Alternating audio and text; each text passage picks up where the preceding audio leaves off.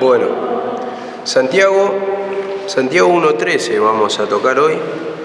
Ayer, explicamos un poquito del versículo 12, dice: bienaventurado el varón que soporta la tentación.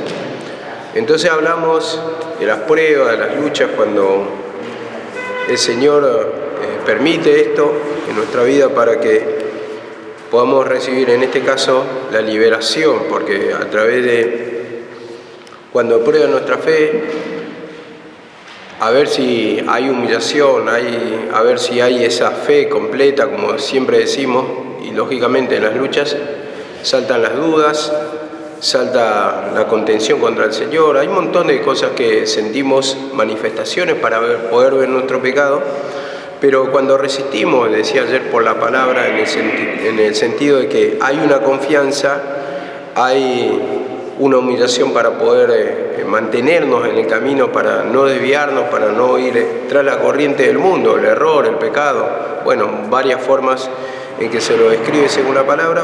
Entonces después va a ir afianzándose esa fe, acrecentándose en la palabra del Señor, y eso va a recibir, como dice, bienaventuranza. Bienaventuranza, que quiere decir la felicidad después de la liberación. Siempre permite la manifestación para probarnos de esos vientos contrarios, vamos a decirlo así, para que ver el Señor si hay fidelidad en nosotros, y nosotros también poder descubrir nuestro pecado. Es la única manera, ¿no? Y el Señor, después de que hayamos resistido, dice, recibirá la corona de vida, acá que se refiere a la salvación, pero para nosotros es la liberación de nuestros vientos contrarios, vamos a decir, del pecado, las manifestaciones que nos quieren arrastrar a la corriente del mundo. Dice así la palabra. 1:13: si alguno es tentado, no diga que es tentado de parte de Dios, porque Dios no puede ser tentado, ni Él tienta a nadie, sino que cada uno de su propia concupiscencia es atraído y seducido. Entonces la concupiscencia da a luz el pecado, dice, después de que ha sido concebida, da a luz el pecado, y siendo consumado, da a luz la muerte. Entonces, esa manifestación ya está en nosotros, la concupiscencia, que siempre se habla, la esencia la traemos nosotros, y como dice, cada uno es atraído y seducido de su propia concupiscencia. Entonces lo que está diciendo, no le echen la culpa a Dios, Dios no tienta a nadie, Él no puede ser tentado. O sea, si nosotros tenemos un pedacito de Dios en nuestra vida, a ver, ¿por qué vamos a caer en pecado? Dice acá la palabra, cada uno es tentado cuando de su propio deseo. Entonces, si vos caes en pecado, es porque es parte de tu naturaleza, no le podemos echar la culpa a Dios, que Él permitió, que Él te dejó, o sea, permite sí, pero no es pecado Dios en sí para sentirse atraído por el pecado. Es nuestra naturaleza contraria, ajena a Dios, en la cual fuimos concebidos primeramente. Vamos a la palabra en 1 Corintios, yo lo nombro esto, en realidad no lo tengo anotado. 15:44 al 47, por ahí está, de 1 Corintios, cuando dice que el primer Adán, ¿cuál fue?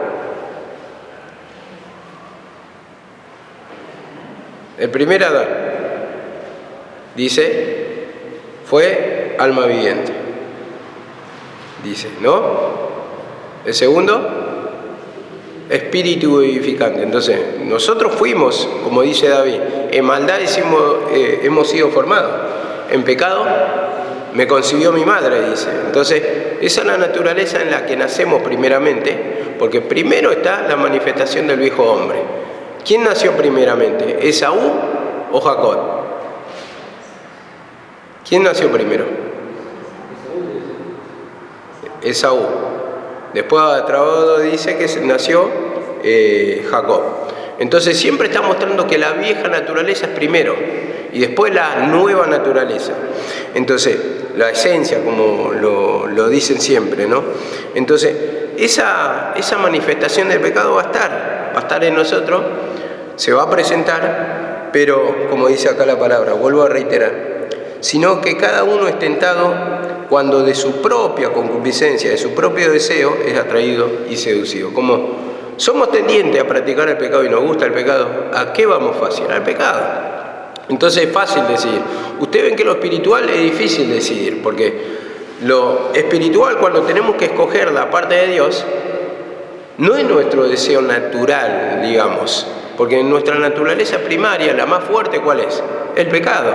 Eso es lo que nació primero, Esaú. Entonces, primero está esa tendencia carnal, pensamiento que es según yo, según el mundo, según mis propios conceptos, y no la palabra de Dios. Entonces eso va a estar más fuerte. Entonces tiene que menguar eso a través de la humillación. Entonces, como dice acá la palabra, cuando uno es tentado, no diga que es tentado de parte de Dios, dice, porque él no puede ser tentado, ni él tienta a nadie. Voy a dar otra traducción, dice así: cuando ustedes sean tentados a hacer lo malo, no le echen la culpa a Dios, porque él no puede ser tentado, ni él tienta a nadie a hacer lo malo. Él no te induce a hacer lo malo, él no te lleva a hacer lo malo. Lo que pasa es que tu naturaleza te arrastra. Cuando te gusta, te gusta. O acaso en el tema de vicio, por ejemplo, ¿vos viste a Jesús fumándose marihuana? ¿O que tenga ganas, la esencia misma de Cristo? No. Eso es porque es la naturaleza misma de uno. Entonces eso está. Y eso es lo que primeramente se formó. En eso, en maldad he sido formado y en pecado me concibió mi madre. Entonces tenemos un nacimiento primero que es el estado del pecado. Y como dice acá, entonces de su propia concupiscencia es atraído y seducido, dice acá la palabra. Entonces, la concupiscencia, después que ha sido concebida, da a luz el pecado, y el pecado, siendo consumado, da a luz la muerte. Bueno, tengo tres formas o tres versiones que las voy a leer. Dice, estos deseos nacen, dice, de estos deseos nacen los actos pecaminosos, y el pecado, cuando se deja crecer, da a luz la muerte. El fruto de los malos deseos, la otra versión, el fruto de estos malos deseos, una vez concebido, es el pecado. Y el pecado, dice, y el fruto del pecado, una vez cometido, es la muerte. Y la otra versión dice, la moderna, dice, los malos deseos llevan a pecar. Y cuando vivimos solo para hacer lo malo, lo único que nos espera es la muerte eterna, la condenación, que en este caso está bien traducida, esa muerte eterna, o la condenación, la separación eterna de Dios. ¿Por qué? Porque acá siempre estos versículos están tocando salvación o condenación, la decisión, ¿no?, del ser humano, según lo que entendemos por esta palabra. Bueno, entonces están esos dos deseos, y como dice la palabra 1:16, amado, hermanos, no erréis. No erréis. Y cuando está diciendo no erréis, está diciendo no se engañen, no se engañen, no se mientan. Y dice en el 17, toda dádiva y todo don perfecto desciende del Padre de las luces. No es el pecado. Le está diciendo, acá le está contestando, no es de parte de Dios, porque Él no tienta a nadie, dice.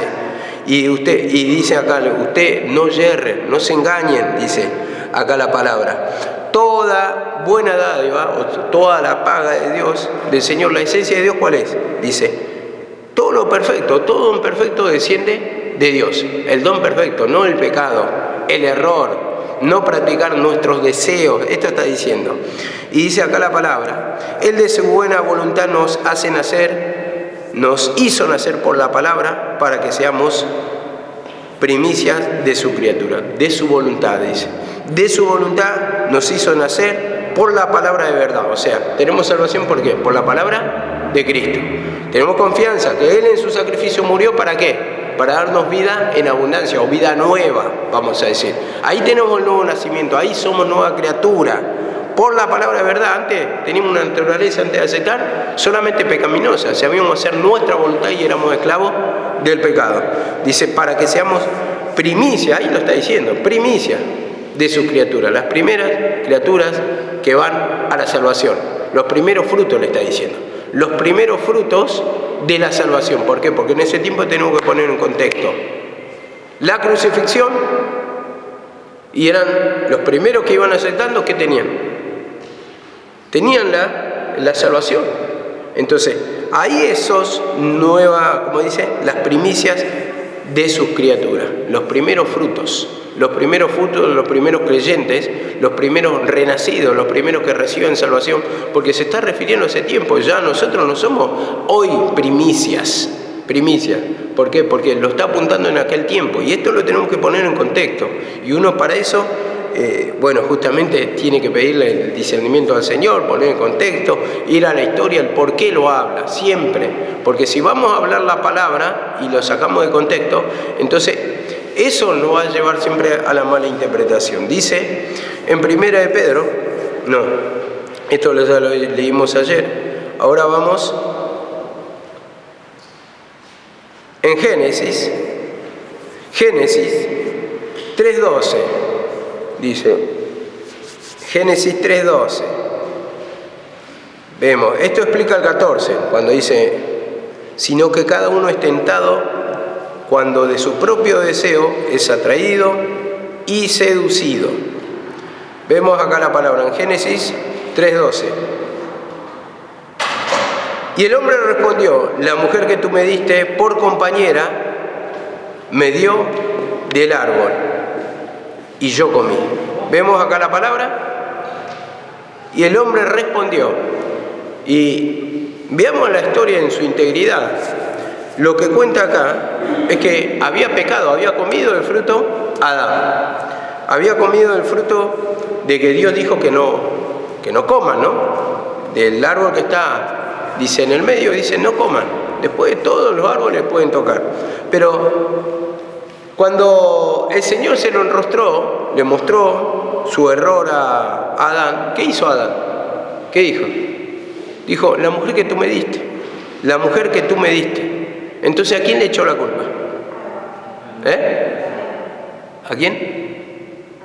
No le echó a Eva la culpa. Acá dice, la mujer que tú me diste, le está echando la culpa a Dios, vos creaste la circunstancia.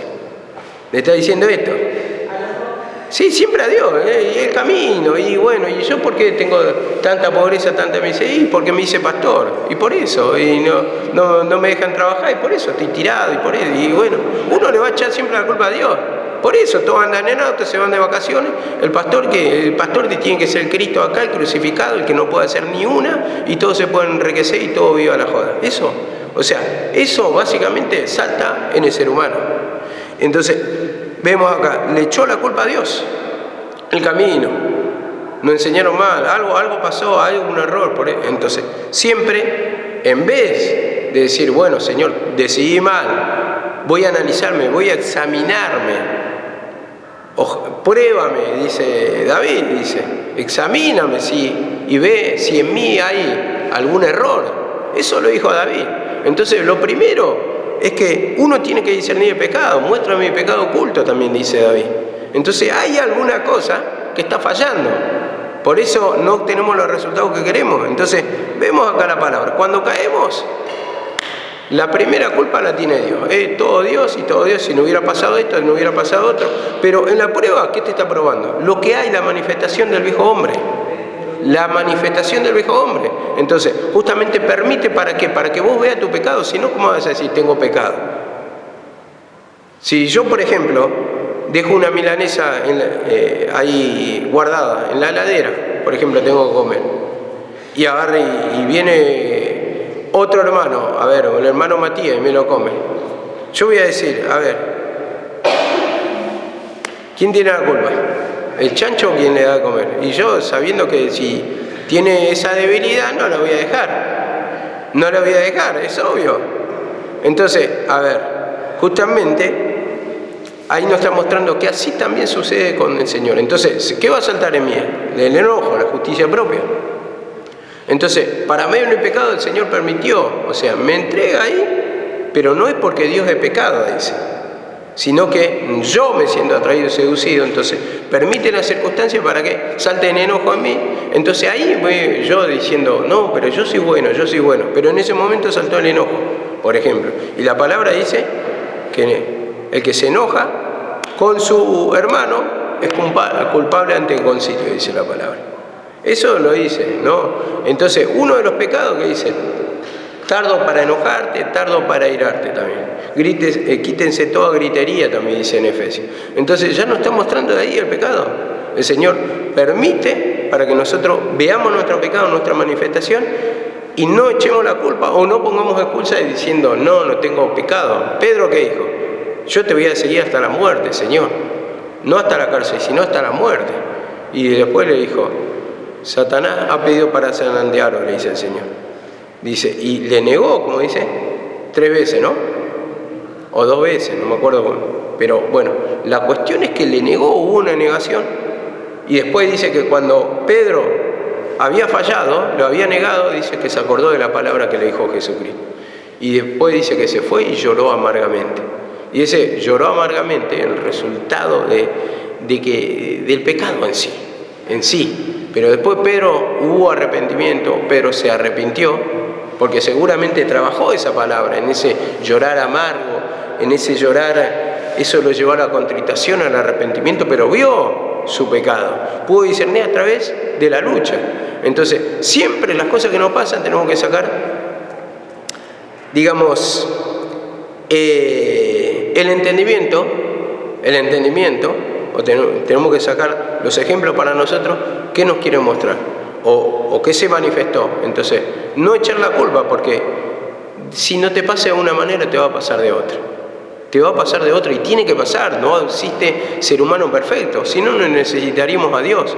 Pero Dios en su plan perfecto, permite eso para manifestarse de lo otro, que sería la salida, la consolación. Vos reconoces tu pecado y te vas derivando. Saltó la ocasión y vos lo ves claramente, no lo podés negar. No lo podés negar. Cuando saltó el deseo, entonces de este lado vos te vas humillando, vas pidiendo perdón, vas confesando. Entonces eso te va limpiando de a poquito, hasta que lográs dominar esos deseos, esos impulsos, y hasta que lográs limpiar totalmente tu mente. Y después van a ser otros pecados que van a luchar de manera sutil, digamos. Pero de a poquito vas a ir dominando y teniendo autoridad y te va limpiando. Y esas conductas que antes tenía, no las tenés más. Yo, por ejemplo, por decir algo, yo antes de venir al camino, yo nunca tuve vicio en el sentido de drogarme, pero sí me gustaba tomar, ¿ves? Y hubo un tiempo que después me casé, que conocí a mi señora y todo, y ya dejé de obligación, digamos, por testimonio, digamos. Entonces, bueno, empecé y bueno, antes tomaba, siempre me juntaba primeramente con los compañeros de trabajo, todos los viernes salíamos a tomar. Después ya cada vez, después cada año, y después ya no, pero a veces sentía el olor, ese olor a cerveza y a ver, miraba la etiqueta y se me caía la baba. Eso fue el primer tiempo, me costó, pero no lo hacía naturalmente, pero sí sentía el deseo. Pero hasta que llegó un tiempo que ya no, hoy si siento el olor a cerveza me da lo mismo, porque ya pasé ese proceso, me fui humillando y no tengo ese deseo que miro ahí, cómo quisiera tomar una birra, tengo una sed, ¿no? Nada, no pasa eso, no pasa, pero eso lleva un tiempo que me llevó, tal vez a mí personalmente, me llevó casi 10 años poder pasar ese proceso. A algunos les lleva antes, otros después, algunos instantáneo, lo guarda el Señor, no sé cómo decirlo, pero a mí, yo, en mi experiencia personal, tardé eso más o menos. No me afecta, hoy no me afecta. No me afecta porque me ha pasado. No, le digo, no tomo, directamente, no me siento tentado, a eso es lo que voy. No me siento tentado. En un tiempo me sentía tentado y quería, pero me atajaba por testimonio y todo. Pero después ya no. Hoy puedo decir, no tomo y estoy tranquilo, no siento ese deseo, no me altera, no me pongo nervioso, no nada. Al menos esa parte. Después en otras partes tengo pecado, lógicamente, que me tienen que hacer pasar el proceso del Señor. Hay muchas cosas que todavía son mi debilidad y que las siento, pero voy confesando para que no me venza el pecado, como dice, no sea vencido de lo malo, dice, sino con el bien vence el mal. Entonces, humillándome con la esencia de Cristo, cuando yo siento la esencia de Cristo me siento libertado. O sea, puedo, ¿no? Cuando ustedes se sienten bien, sienten la presencia del Señor, ¿qué quieren? Servir al Señor. Quieren seguir el camino, no se siente tentado, no se siente abatido, no se siente angustiado, no sienten nada de eso.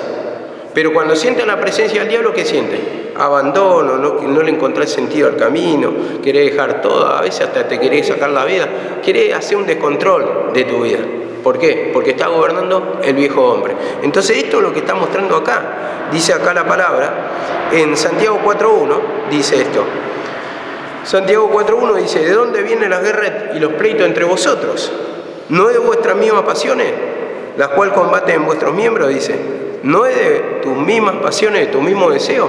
Dice, la guerra y los pleitos. Esto está hablando entre peleas, entre hermanos.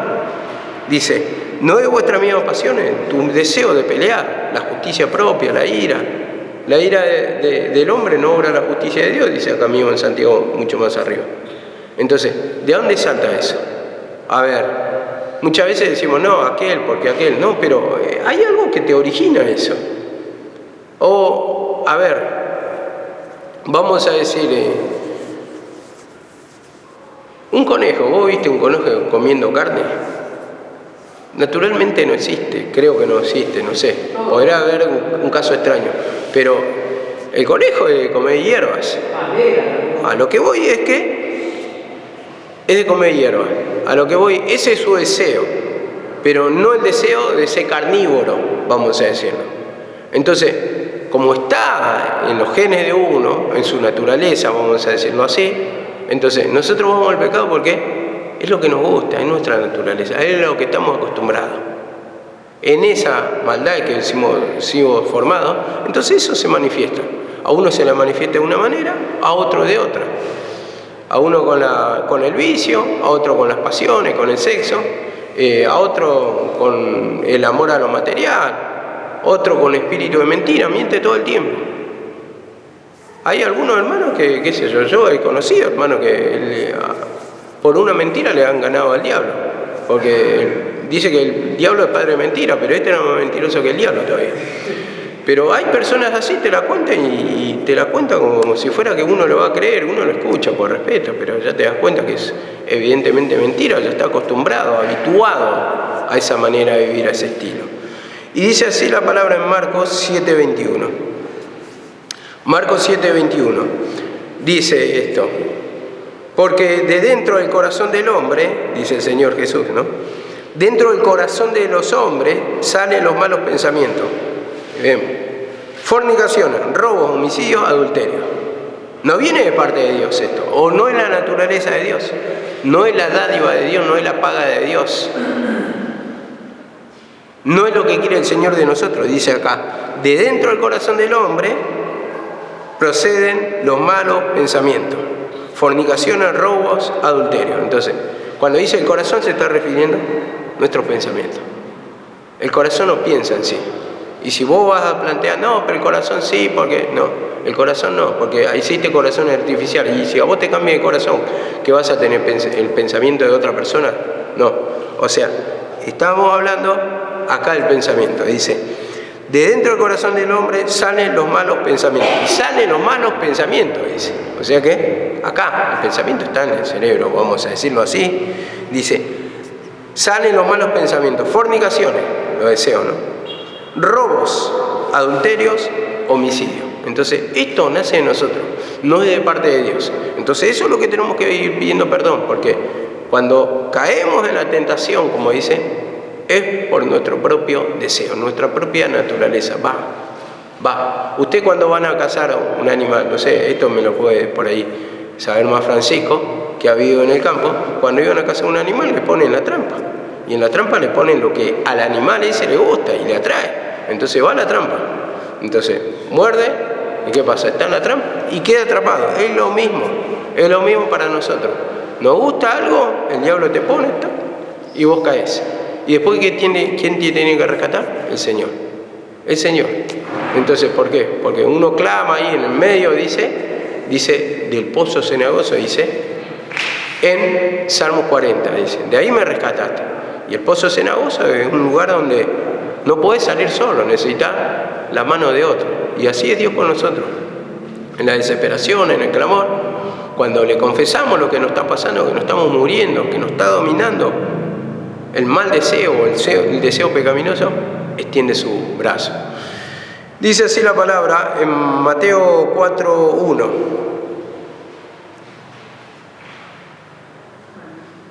Mateo 4:1. Esto es lo último que vamos a leer.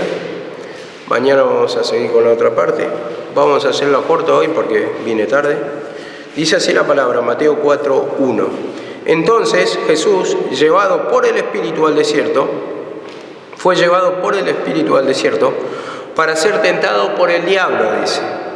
Vemos, ¿la tentación de quién viene? Del diablo. Dios no tienta a nadie, decía el versículo, ¿no? Entonces, uno es su propia naturaleza. Y entonces, la naturaleza que tenemos primeramente es la satánica, diabólica, la naturaleza de pecado, lo que nos gusta. Y dice que Jesús fue llevado al desierto para ser tentado. Al desierto. En el desierto, ¿qué van a encontrar? Nada, no hay nada. No hay nada donde agarrarse, apoyarse. Y digamos, el desierto representa la muerte. Naturalmente representa la muerte, dice. Fue llevado al desierto por el diablo. Y después de haber ayunado 40 días y 40 noches, tuvo hambre. Ayunada, en el sentido, privándose del pecado. Ese es el ayuno. Dice, lo hacían por figura los judíos. Y acá lo muestra naturalmente. 40 días y 40 noches. Y tuvo hambre. En un momento, ese hambre, que se manifiesta el deseo, eso está mostrando. Es así la vida del hombre. Cuando te lucha Satanás, te lucha, te lleva al desierto para ser tentado y empiezan a ocurrir cosas. Y vos querés comprar, por ejemplo, un auto y no lo podés alcanzar. Y está ahí, te lleva y se despierta y vos te vas jugando, Señor, espíritu de codicia, espíritu de miseria, espíritu, trancarrúa, lo que fuere. ¿Y qué pasa? Se produce ese deseo, en un momento querés. En un momento anhelás y te va probando ahí el deseo que está en tu alma. Y como dice acá, y vino el tentador y le dijo, si eres hijo de Dios, di que estas piedras se conviertan en pan. Ese es el razonamiento. Vino el tentador, pero el tentador, como lo tenemos acá, nosotros pensamos. Como dice, di a estas piedras que se conviertan en pan. Y entonces, en un momento decimos, pero ¿de qué voy a vivir? ¿Cómo voy a hacer? Di que estas piedras se conviertan en pan. Entonces viene para echarle la culpa a Dios. Si eres hijo de Dios, dice, di que estas piedras se conviertan en pan. Entonces, si sos hijo de Dios, ¿por qué vivís así? ¿Por qué te falta para la comida? ¿Por qué te falta el auto? ¿Por qué te falta la casa? ¿Por qué te falta lo del matrimonio? ¿Por qué te falta? Y te empieza a enrostrar todo lo que te falta. Al final llevas una vida miserable, venís para mejorar y te vas peor. Y no es porque el Señor quiere que nos vaya peor. Es que nuestros pensamientos nos traen acá, porque somos duros. Entonces, el Señor necesita hacer el proceso y te va a llevar hasta que vos resistas. O sea, no resistes más, te entregues al Señor. Entonces, como dice, para que probada vuestra fe mucho más preciosa que el oro sea hallada en alabanza. Aunque se prueba por fuego, dice. Probada por fuego. Entonces pasa por el crisol y si el metal es más duro, más fuego. Y si vos sos más duro, más trato. Entonces, el Señor quiere que seas blando antes, no te endurezca, eso está diciendo, porque te va a ir peor, o sea, vas a sentir más del fuego. Entonces dice acá la palabra, vino el tentador y le dijo, di que estas piedras se conviertan en pan. Y empieza el razonamiento, ¿cómo voy a estar así? ¿Por qué estoy así? Pero hace cuántos años, algunas personas cambian rápido, pero es tu propio deseo, no es que Dios lo quiso así. Si hubiera sido blando, hubiera seguido antes, no te hubiera pasado esto. Esto es lo que deja la enseñanza para todos, ¿no? Porque en parte a mí me pasa. Pero cuántos sacrificios, cuántos años, al final, ¿para qué? Para nada. Y uno empieza a preguntarse, ¿será que el camino del Señor es tan así? Pero como son espíritus que perjudican nuestra vida para blasfemar contra Dios, después está como dice, aunque sea nuestro pensamiento, nuestros hermanos, nuestra esposa, nuestro esposo, va a ser como la mujer de Lot. Maldice a tu Dios y muérete. Entonces, va el consejo, deja a Dios. Maldecía al Señor. ¿Para qué no sirve una vida así? Entonces empieza a considerar todas las posibilidades. ¿Será? Y uno empieza a olvidarse de todos los beneficios, empieza a olvidarte aún de la revelación de la palabra, el entendimiento, muchas cosas te va vaciando. ¿Por qué? Porque ocupa otra cosa tu mente, el razonamiento. la mujer que tú me diste. Entonces siempre la culpa a Dios, la culpa del camino, renuncié a muchas cosas, mirá cómo estoy acá sin nada. Tantos años pasaron, tantos años invertí, al final pensé que iba a saber la palabra y pasaron 10 años y sigo con el mismo bloqueo, sin entender todavía el propósito de Dios, sin tener una casa, sin tener una familia. Entonces empieza a razonar uno eso. ¿Por qué? Porque el diablo empieza a trabajar en nuestra cabeza, viene a tentar, como dice acá la palabra. Di que estas piedras se conviertan en pan. Tanto poder, bueno, a ver, por la palabra viví. Entonces, si como dice, no solo de pan vivirá el hombre, bueno, que se convierta en pan. Ahora que se convierta en milagro, todo lo que invertiste en el tiempo, a ver, ¿está ahí afuera? ¿Está ahí en una casa invertido? ¿Está en un auto? ¿Está en lo material? ¿Está en una familia? ¿Estás bien vos? ¿Estás mejor con la revelación de la palabra? ¿Con el ministerio sentí que avanzaste? A ver, mostrame. Di que estas piedras se conviertan en pan. Eso es lo que pone Satanás. Y como dice acá la palabra, y él respondió de esta manera: no solamente de pan vivirá el hombre, sino de toda palabra que sale de la boca de Dios. No solamente de pan. No solamente de pan. No de lo que te ofrece Satanás. Este es el pan de Satanás, vamos a decir. No está hablando de un pan natural.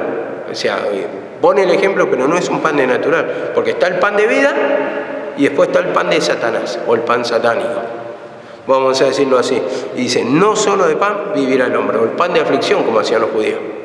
Entonces, dice, no solamente del pan vivirá el hombre, del pecado, de la manera de pensar. No solamente de eso va a vivir el hombre, sino de toda palabra que sale de la boca de Dios. De toda palabra que sale.